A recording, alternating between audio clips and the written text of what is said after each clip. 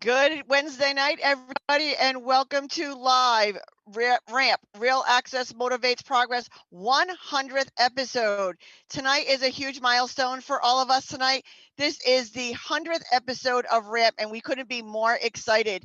That means 100 organizations have been highlighted, 100 organizations that deal with the disability community and all that they have to do and celebrate throughout the country. We are very excited. Before we get started and bring our guests, because we have some amazing guests for you today, Governor Dan McKee had sent us a quick video because he couldn't be here with us today. So let's hear a few words from our governor. Hi, I'm Governor Dan McKee, and it's an honor to be part of RAMP's 100th podcast episode with my friend Tina Peterson. The Americans with Disability Act turned 32 this year. It is one of the most important pieces of legislation ever signed in our country, giving Americans with disabilities protections against discrimination. In Rhode Island, we recognize the importance of accessibility for all, and my administration is working hard every day to ensure everyone has the same access to opportunities and services. Whether it's the housing, or food security, or jobs, we look at these issues daily through the lens of ensuring all Rhode Islanders are able to not just live in the Ocean State, but they are able to thrive here. On behalf of the entire state of Rhode Island, I'd like to congratulate Tina and RAMP on this milestone podcast, and I wish you tremendous success in the future. We want to thank Governor Dan McKee for his great words, and he is such a huge supporter of our organization and our mission. But I have two amazing people with us today who are also very good champions for our organization as well as the mission. I'd like to introduce Lieutenant Governor Sabina Matos and Congressman Jim Langevin. Welcome, everybody, and thank you for joining us today. Thank you, Tina. Great to be with you. I'm going to ask Congressman Langevin to go first because Congressman Langevin was on our very first episode of RAMP that aired July 26th, 2019. We talked about the 30th anniversary of the ADA Act. So now he's on our 100th show. So Congressman, please tell everybody, if they don't know who you are by now, they lived under a rock, but tell everybody who you are and what you do.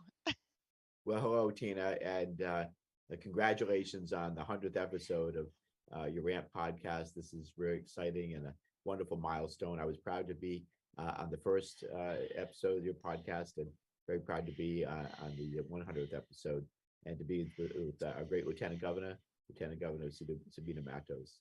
So I'm Congressman Jim Langevin. I have proudly represented the 2nd Congressional District of Rhode Island now for going on 22 years, and been an honor and a privilege to serve. I'm a C5-6 quadriplegic as a result of a spinal cord injury and accidental gunshot when I was serving as a War Police cadet back in 1980. So I've been paralyzed for many years now, but have never let that get in my way. Just as I never let your disability get in your way, Tina. And we've been working together to try to make the world more accessible and inclusive, and I'm proud of our collaboration. So great to be with you today. Oh, thank you so much. We're so proud to have you with us today. And one of our biggest champions who has hit the ground running since she became Lieutenant Governor, and always been a big advocate of ours, Lieutenant Governor Sabina Matos. Tell everybody who you are and what you do. Thank you so much, Tina. Thank you for this opportunity to be here celebrating with you in this milestone, your 100th episode. So congratulations on the work that you're doing. I'm honored to be here with Congressman Langevin, who has been a strong advocate for Rhode Island and Washington. And this year, actually, he's decided to retire from his role as congressman, but I'm pretty sure we're gonna see him around here in Rhode Island, continue his service to our state of Rhode Island. So thank you, Congressman Langevin, for what you have been doing to serve the people of Rhode Island. Thanks. It's an honor for me to be here with all of you. Tina, as you mentioned earlier, I was appointed Lieutenant Governor last year when Governor McKee became governor.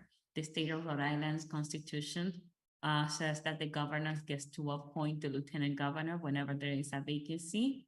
And in this case, since he became governor, there was a vacancy for the office, and I was appointed to be lieutenant governor.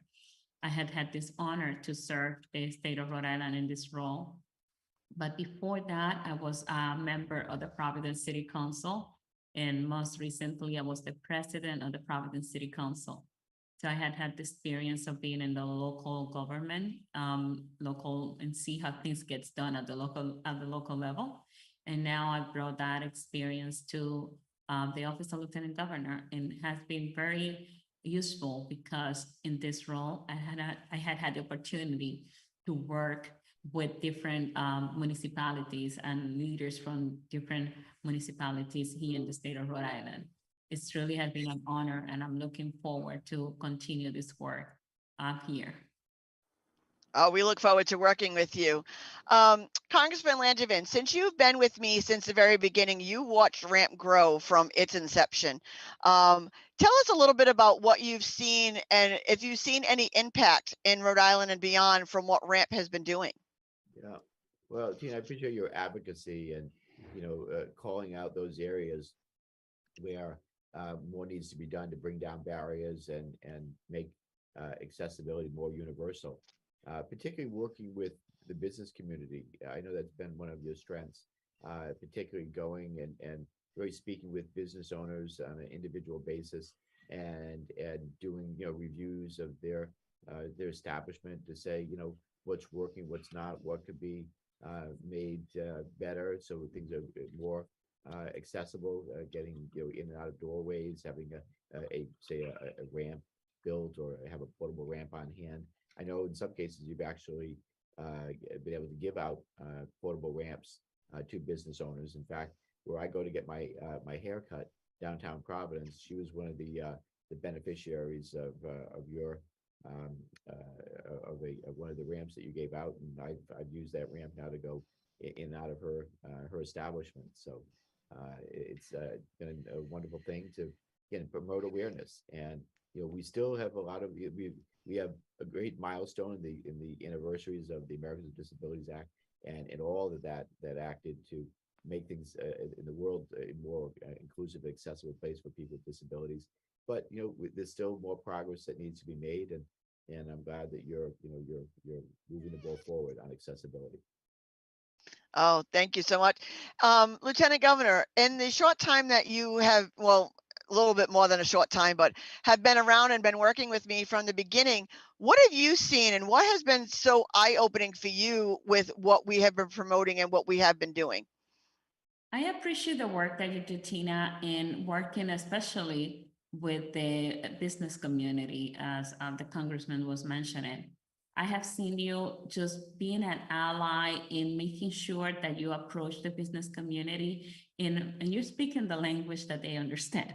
You talk about how would you like to increase the number of people that come to your business.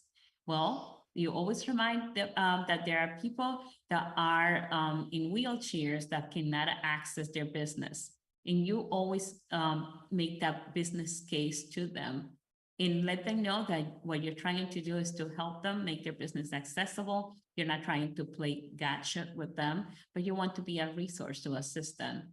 That has been something that I admire on the work that you do. And also you do it and always, I think you are with the best attitude towards the work that you're doing, and make everybody feel relaxed and comfortable when you're talking about the issues of access and accessibility. So I admire that work that you have been doing. Oh, thank you. And we can't remiss to say what happened this weekend. Something so organic that happened because I just happened to be with you at a walk. If you want to tell everybody a little bit about how it happened, and how it made you feel when you realized that I was trapped. Yeah, so we were doing the walk to an Alzheimer at Roger Williams Park, and Tina was getting ready to go to another walk, actually, because Tina's everywhere. She was going to go to Warwick for the body walk that have to do with individuals that have autism. And I just remember we were walking and Tina was going to her van to leave and she was trapped basically. Two cars has parked so close to her that she's not was not able to move her car, was not able to get into her car to move it. And that makes me realize firsthand, I was able to see the consequences of having a parking space designated that and that everyone respect, because sometimes we have the designation and people don't respect the designation and people park there when they shouldn't. But also to understand that uh, the parking spaces have to be wide enough so someone in wheelchair has access to get in the vehicle. So it was an eye opening for me to see that. And you fixed the problem because she just grabbed the key out of my hand and jumped in my van and moved my van for me, because a lot of us don't go out with people. So I usually have to depend on asking a stranger to move my van, and you hope they don't just take off with it, that they actually just move your van so you can get in and they don't take off with it. But she actually jumped in the van and moved it for me. And it was just such an eye-opening piece, because it was so great for her to see exactly what we deal with.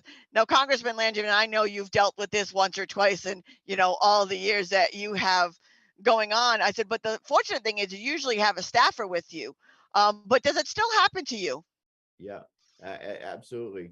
As you were, as Lieutenant Governor Matos was speaking about the issue, and you were talking about the issue, of course, brings back memories of many times that it happens, just all the time on a daily basis. You pull up somewhere, even if you're in a handicapped spot, and then there's say nobody next to you, or it's a spot that's designated for handicapped access, but then someone parks too close to you, and you can't get into the vehicle. The ramp, the side door of my van comes out. The ramp comes down. Same thing with your van, Tina, and you need the ability to make the circle, get in to the onto the ramp and into the van. And if there's a car too close, you're not going anywhere.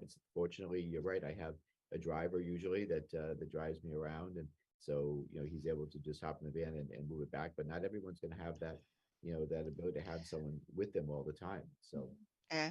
I'm going to put you on the spot a little bit, Congressman. What do you think of some of the ways that we can address this so it could stop happening, so that we can just go out and about and live our daily lives? Like, what are some of the things that we can address this with? yeah, making sure that we have uh, more accessible parking spots that are ramp van accessible, so that you have those yellow lines, the striped lines on the side of the parking space, so that that there's no one parking there, and hopefully you see that is enforced. Sometimes it happens. People say, "Oh, I'm only going to be a minute," and they go into they park in the spot that's meant to be to allow that access, and they run into the store, and it takes them longer than what you think, and then they in the meantime they've inconvenienced someone, and Yeah. you never know what the ripple effects are, like what that person has a doctor's appointment they need to rush to, or other to pick up the kids from daycare. It could be any number of things that now you're someone that parks illegally is Yeah. affecting the life of someone with a disability. So I Yeah. think just more awareness is important. I love the fact that years ago we used to have PSAs, as I recall, about handicap accessible parking spots, or disability awareness. Those things are very helpful, and it's always a good thing we can remind people that respect the laws, be courteous, and think that how it might affect someone if you're parking in a spot that is going to block someone from getting access to their vehicle.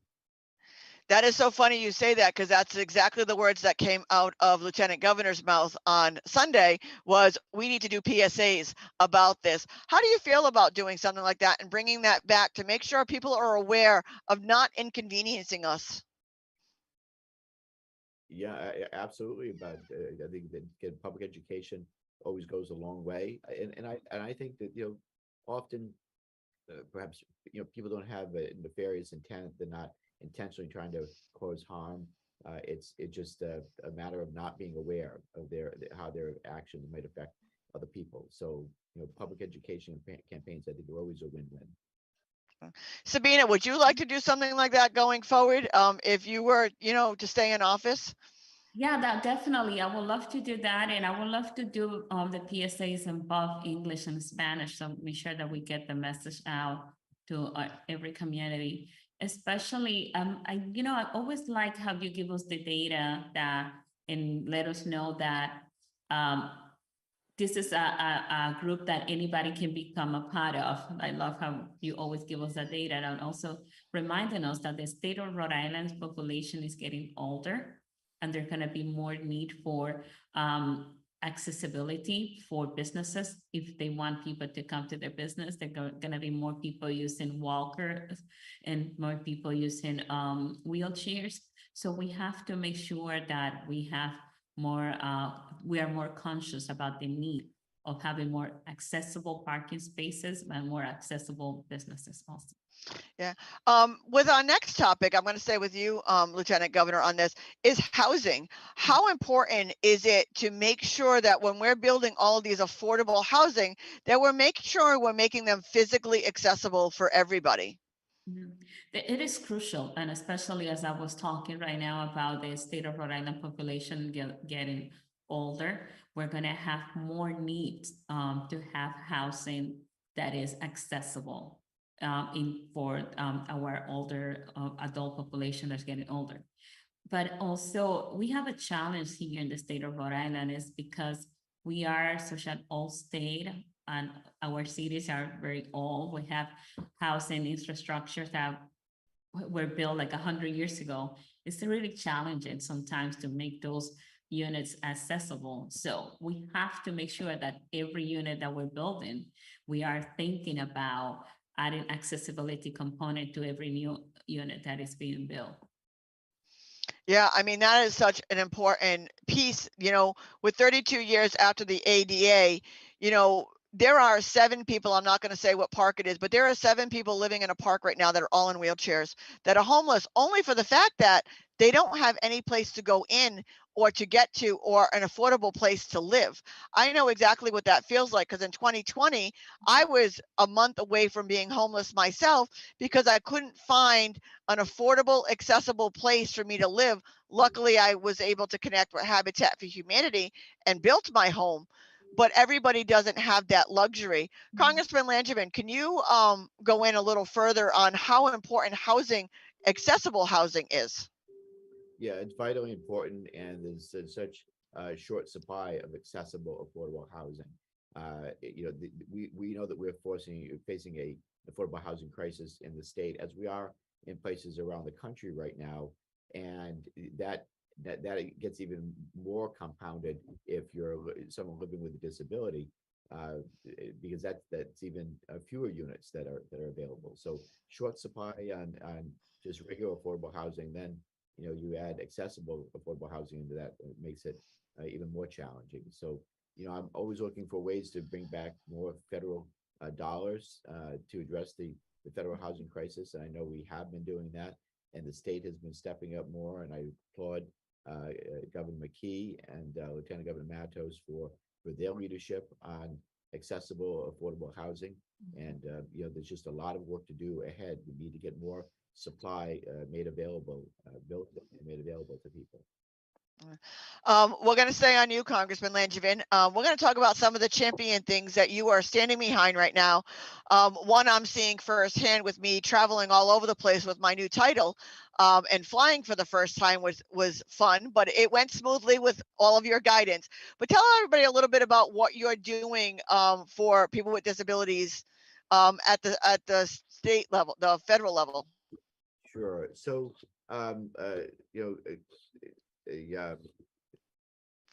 very recently, one of the bills that I was able to get through, this is last Congress, um, starting in I believe it was in 2018.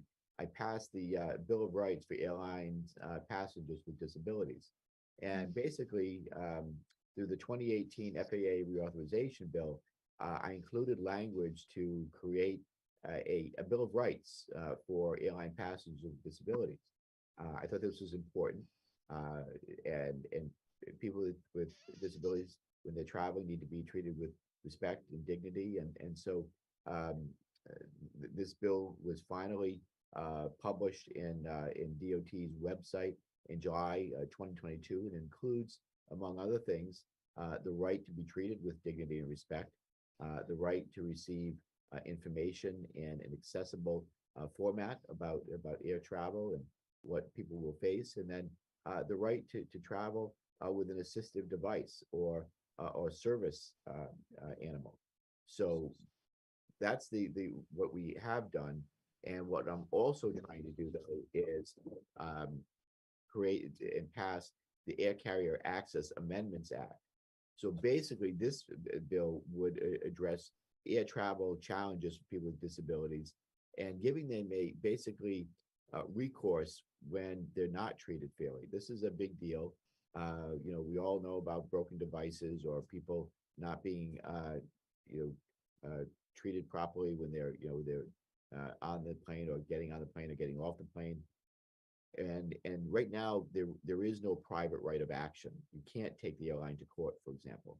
So we want to change things. Hopefully it doesn't come to this, that the airlines with better training and services will avoid difficulties and will be able to treat people with disabilities with more respect. But the Air Carrier Access Amendments Act would basically require, for example, the Department of Transportation to level civil penalties against airlines for Air Carrier Access Act violations, and it would refer complaints to the Department of Justice for investigation and enforcement, particularly when cases are particularly egregious.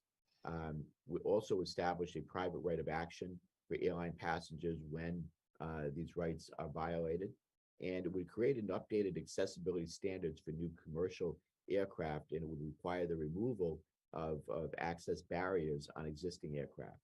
So, for example, in the future, we're hoping that as new aircraft are designed, that people would hopefully be able to stay in their chairs if possible, or there would be an accessible restroom on the plane. Right now, those restrooms are so tiny, there's no way a person is going to be in there, especially if they're in a chair. So I'm also working on another bill to help ensure that airlines update their lithium-ion wheelchair battery policies to be more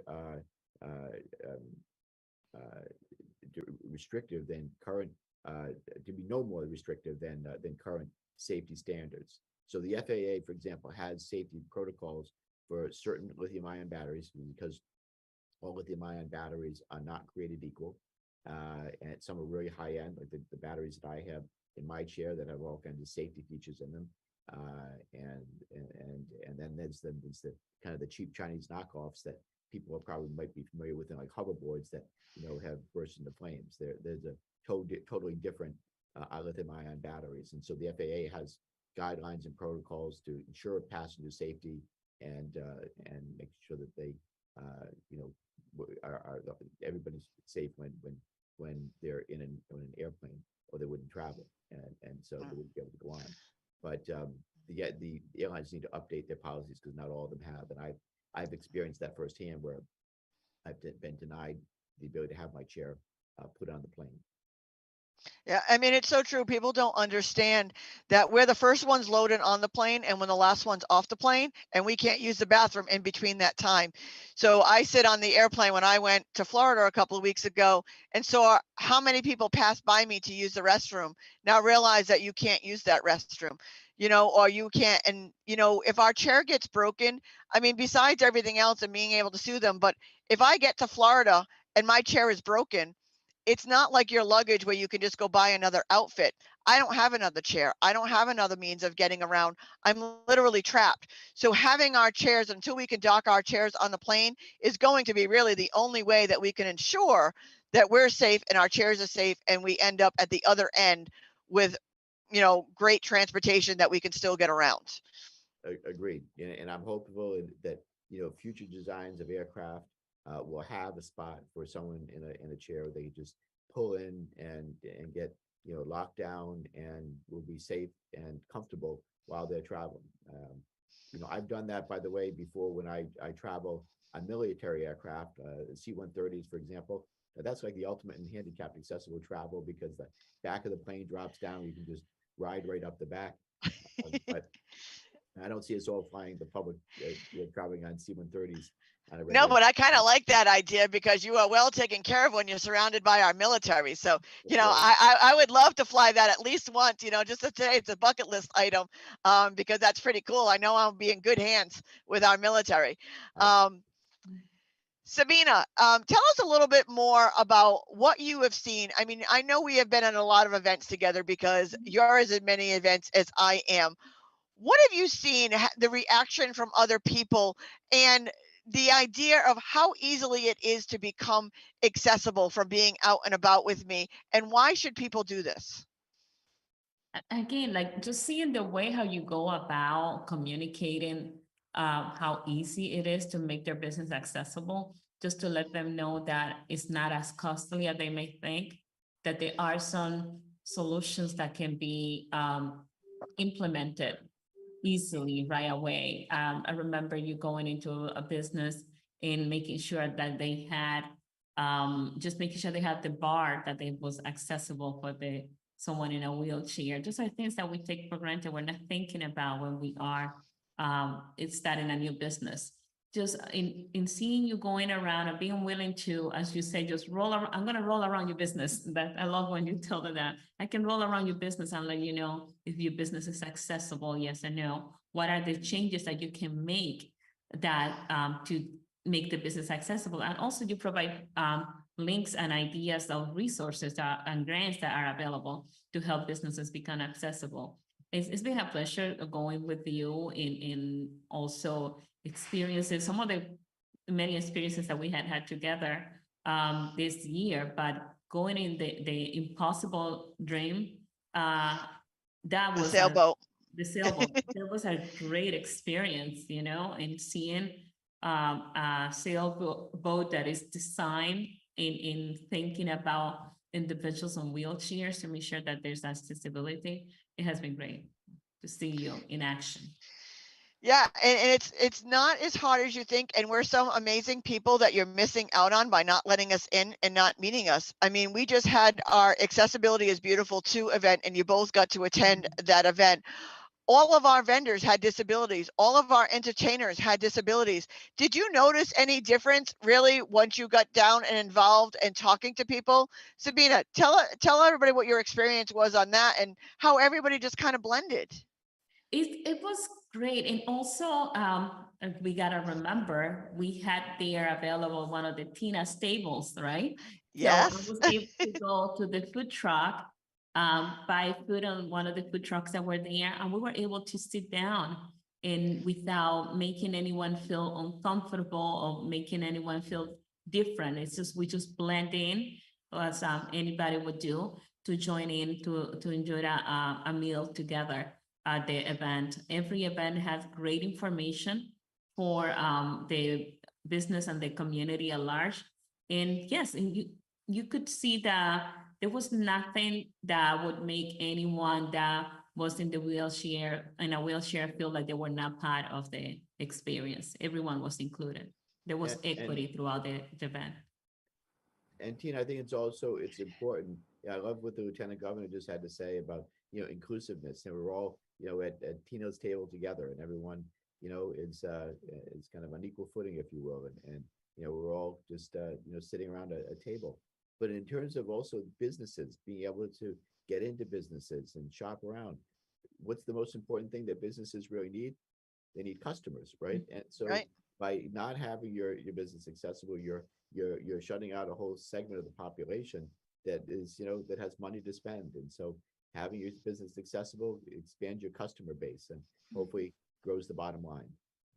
Yeah, and one of my goals for my next 100 podcasts and for my advocacy through the state is to make a new business that's going to open have to be ADA somewhat compliant before they open the doors. That's my goal. Not saying it's going to happen right away, but that's my goal, and then we can work on all the backlog.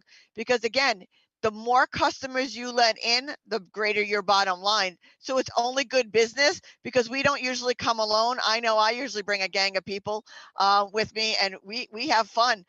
So you definitely want to let us in because we are always. But Lieutenant Governor, tell me within the next 5 minutes while we're ending the show soon, tell everybody what some of the goals that you would like to see for accessibility and for the disability community in the upcoming years. Yeah, one of the things I want to work really hard on is making sure that right now, as we were mentioning earlier, thanks to the amazing federal delegation that we have, Congressman Langevin leading that also, we were able to get resources to come to the state of Rhode Island through the ARPA funding.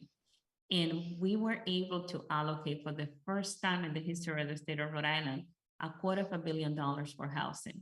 So one of my priorities moving forward for this next 4 years, I want to make sure that the way how we allocate those funding right now within the housing plans, that make sure that we are developing housing that are as accessible and are available to the communities with disabilities, and also thinking about our population that is becoming older and older. So we want to make sure that the constructions on new units are accessible and are available to the community that needs them right now. So that's going to be one of my priorities. I want to continue this work of being very vocal and active with you, with RAMP, making sure that we get the message to every community that accessibility is beautiful, as you say, right? And that is something that we all should be working towards, making sure that every municipality embraces the accessibility is beautiful message and embrace accessibility throughout every program that they have, that their parks are accessible, that their recreation venues are accessible, and that this every building also official buildings where the public have to go, we have to make sure that they're fully accessible. Yeah, and you read into a really good point, because here in Rhode Island, everybody is very fortunate because we have an organization in Rhode Island called RAMP, Real Access Motivates Progress, that does free road throughs that will help guide you through every step of the way to making your business, event, or organization fully accessible to all people. So all you have to do is reach out to us and we'll come down free of charge just to help you get more customers. So the state of Rhode Island is very lucky to have this wonderful organization. Congressman Langevin, what would you like to see in the immediate future that we can tangibly do for the disability community? Well, I continue to applaud your work, Tina, and I hope businesses will reach out to RAMP and have you come in. I believe that most businesses want to do the right thing. Sometimes they just don't know where to turn to say, what is, there is no right now official kind of good housekeeping seal of approval for, for accessibility. In some many ways, RAMP is as close as you might get. So I think that's really good. Beyond that, the three things that I'm working on beyond the Air Carrier Access Amendment Act, I'm looking to improve accessible transportation options for people, really to address the lack of reliable, accessible transportation that makes independent living, a challenge. So the bill that I've introduced, called the DATA Act, Disability Access to Transportation Act, would establish, for example, a one-stop paratransit pilot program, so that if someone is going, to say going to work or they're going to their destination, that they have the ability to do one stop along the way. So you think of a parent who's going to go to work in the morning, but needs to drop off the child at daycare before they go on to work. Right now, that's not possible, right? But under current law and current construct, we want to make sure that it is possible. There's a one stop along the way, and it would increase funding for transit mobility grants for older adults and people with disabilities. So that's one. The next bill I'm working on is the Ready for Disasters Act. This basically would help ensure that people with disabilities are a forethought, not an afterthought, in disaster planning and disaster management. We saw what happened down in Florida.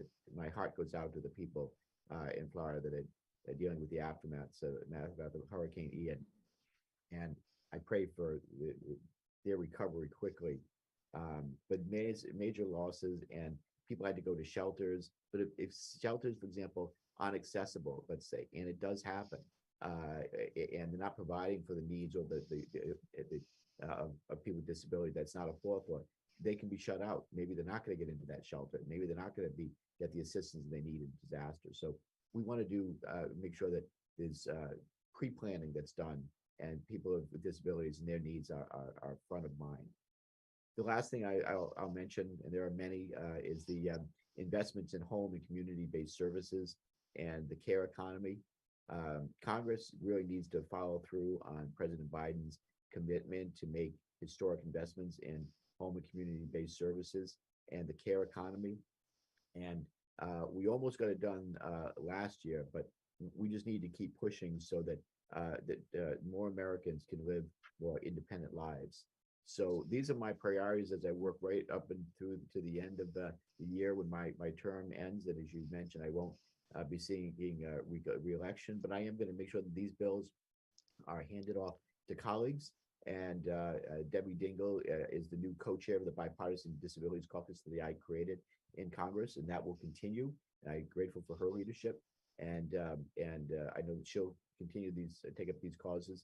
But I'll be active, hopefully on the outside as a private citizen, continue to advocate for these bills and others, because I think this accessibility is so important, and there my work will never end. And I look forward to continuing our partnership there, Tina, as well, and with Lieutenant Governor Matos. Yeah. And as much as Rhode Island is affordable with having ramp, we're actually blessed to have Congressman Langevin living in our state. So even though he's not going to be in Congress anymore, he's still going to be in Rhode Island, and everybody knows everybody in Rhode Island. So he will still be a mentor and a champion for me, because he's always where I turn when I run into a stump or I don't know anything. So Congressman Langevin, thank you for all you do, and I can't wait to work with you years to come, because you can't get rid of me. You're stuck with me as long as you live here in Rhode Island. I'll find you. But it's all good. But I thank you both for being such champions for this community and opening your minds and changing other people's perspective. We're a world that we want to live, eat, breathe, dance, drink, have fun, get hired, have jobs, have lives like everybody else does. And it's not our disability that holds us back. It's the world's inaccessibility that holds us back. So if we make the world more accessible, we can live a normal life like you do, as much as, it may look a little different because I have a cool wheelchair. But other than that, it's all good. So thank you both very much. Any parting words, Sabina? I just want to say congratulations for your achievement. I'm always amazed to see everything that you set your mind to do, you get it done. And we are lucky here in the state of Rhode Island that to have you here in the state of Rhode Island, the work that you and Ramp does every day. I also have to acknowledge and thank Congressman Langevin for what he has done representing the state of Rhode Island in Congress, and also making sure that Congress became more accessible. So there is a history that we're going to be telling for a long time about how Congressman Langevin made sure that Congress was more accessible also. So it's truly an honor for me to be here with both of you today. Amazing. Any last words, Congressman?